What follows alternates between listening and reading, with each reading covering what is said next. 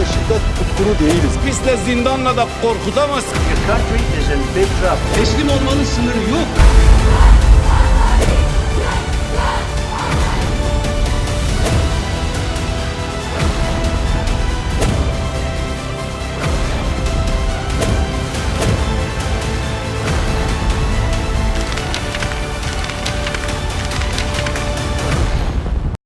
Turkey has yet to respond to the PKK's decision to end its armed struggle, as Kurdish groups await concrete steps from Ankara to prove its commitment.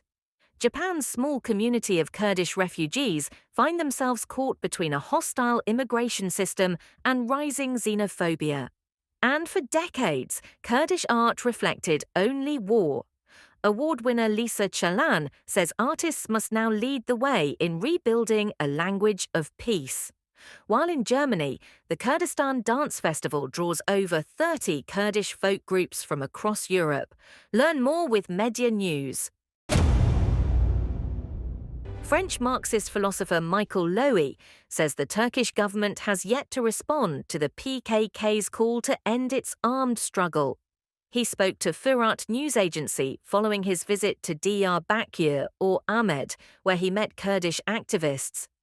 Lowy said the PKK's move followed Abdullah Öcalan's appeal, but without legal and political guarantees, real peace remains uncertain.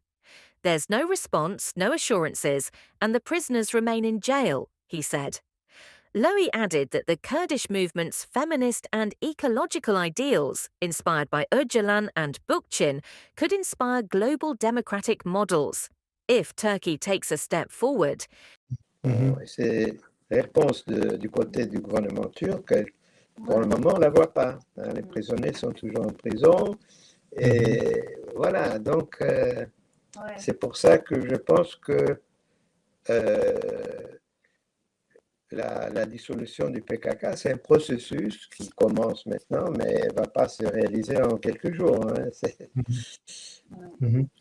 Oui, c'est étonnant, surtout considérant qu'il est en prison depuis un quart de siècle.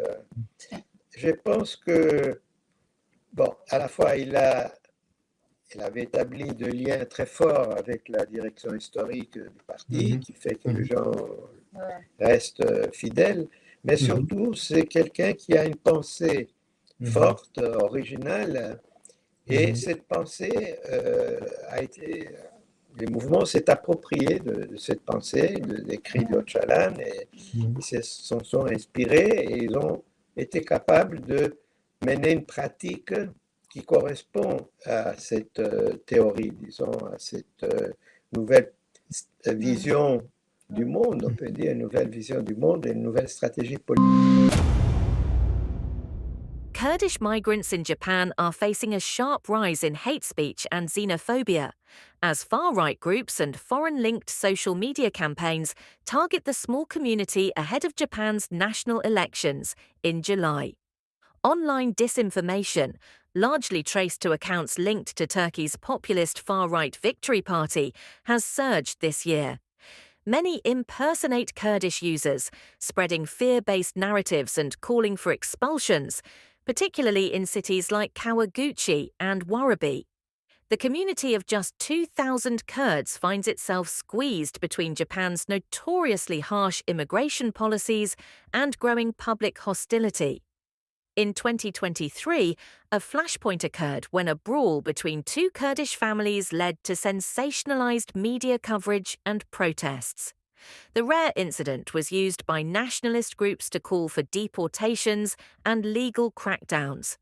Demonstrations organized by the far-right Japan First Party, whose electoral support is negligible, have recently been widely recirculated online, repackaged as current footage to suggest a rising public backlash. Despite limited legal protections, threats and biased reporting continue. They've invented a so-called Kawaguchi Kurdish problem to incite fear, said Vakas Cholak of the Japan Kurdish Cultural Association. Turkey's pro-Kurdish Dem party has urged Japan to act decisively, warning of deepening racism. Meanwhile, analysts highlight Japan's double standards, accepting Ukrainian and Afghan refugees while rejecting nearly all Kurdish asylum claims. Kurds continue to contribute to the economy. But, as one Kurdish business owner put it, "We came here for safety. Now we live in fear." Kurdish filmmaker Lisa Çalan has called on artists to take a leading role in the pursuit of peace, warning that decades of war have left deep psychological scars on Kurdish cultural expression.